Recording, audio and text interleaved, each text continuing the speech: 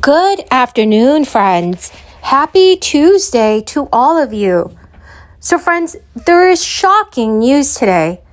The Internal Revenue Service has announced that millions of Americans can finally expect their checks very soon. But Republicans and Democrats are now meeting to discuss what provisions will be removed or remain in the final version of President Biden's Build Back Better plan. They have begun debating on how much stimulus money should be sent out to Americans and who should receive them. So friends, please make sure you watch until the end of this video to learn more about the details. I will be giving away a $75 Walmart gift card 4 days a week.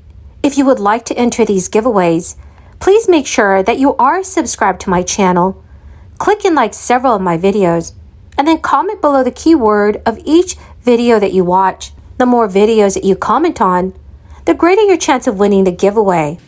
Our country is struggling with soaring inflation, the economy is teetering on the brink of a recession, and Democrats want to raise taxes on small businesses, and particularly on small individually and family-owned businesses, or what are often called pass-through businesses, which make up more than 90% of the businesses in this country. Mr. President, I guess it shouldn't be a surprise. After all, tax and spend is the unofficial Democrat motto. And Democrats have made their hostility to tax relief very plain.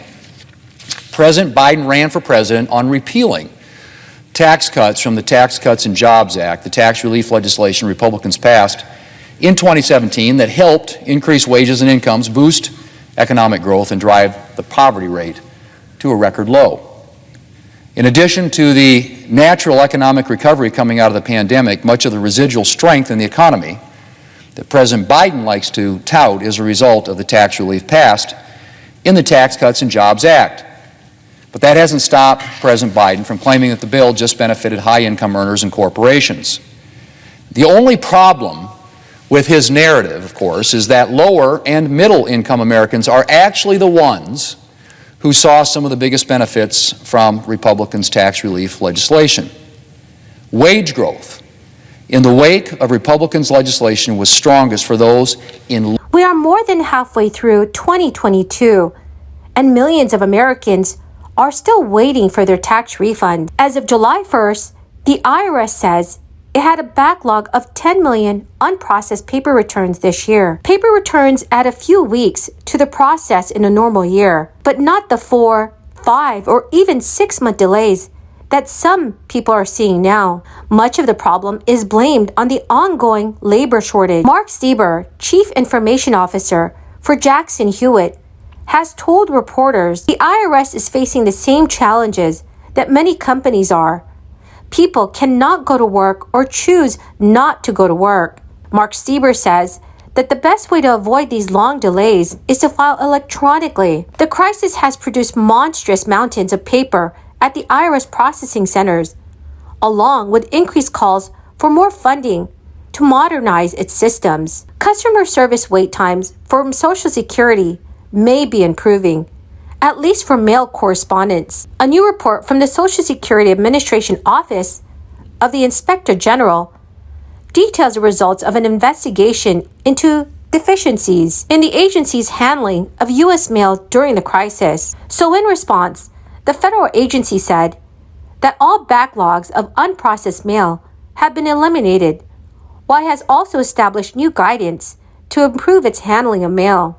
The Social Security Administration mostly shuttered its offices to in-person services in response to the crisis in March 2020. And as a result, beneficiaries and other people with inquiries had to rely on mail and telephone communication. An investigation by the Office of the Inspector General that was released last year found one program service center still had more than 9,000 unprocessed documents. Some of those documents were necessary to confirm eligibility for benefit payments. The mail backlog affected the tracking and return of original documents, such as birth certificates and other documents that were provided as proof for Social Security cards or benefit eligibility. So now, friends, after 2 years into the crisis, many small businesses are still struggling. While financial assistance for those impacted by the crisis has ended, some of the hardest hit industries, including gyms, hotels, and restaurants, are pushing for more relief. In the restaurant industry, 88% of operators experience a decline in consumer demand for indoor on-premises dining because of the crisis. Friends, the key word for this video is Casper, Wyoming. If you would like to enter tomorrow's Walmart gift card giveaway, please click and like several of my videos, and then comment below this keyword, which is Casper, Wyoming, and additional keywords of any video of mine that you watch. And do make sure that you are subscribed to my channel. Remember, friends, that the more videos that you comment on, the greater your chance of winning the giveaway. At the beginning of the crisis, the Small Business Administration were providing forgivable loans through the Paycheck Protection Program and aid through its Economic Injury Disaster Loan Program.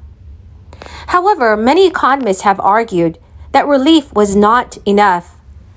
The fund had $28.6 billion, which was paid to recipients, but there is about another $48 billion in pending applications that they had missed out. According to a survey, nearly 50% of restaurant owners who didn't receive revitalization grants think it's unlikely they will stay in business beyond the crisis without any help. Restaurants typically have profit margins of 3 to 5%, but need to run at full capacity to hit that. Not only has there been decreased consumer traffic, but operators are also facing worker shortages, which may prohibit them from operating fully, and higher costs due to inflation. Congressional lawmakers have begun discussions on issuing another round of stimulus payments for businesses. Lawmakers have worked on authorizing billions of dollars in aid for businesses, including gyms and restaurants. Senators Ben Cardin and Roger Wicker have spoken with members from both sides of the aisle about the potential stimulus package. In a statement, the White House press secretary addressed more financial aid. She stated, "We did a major relief package that included helping restaurants last year.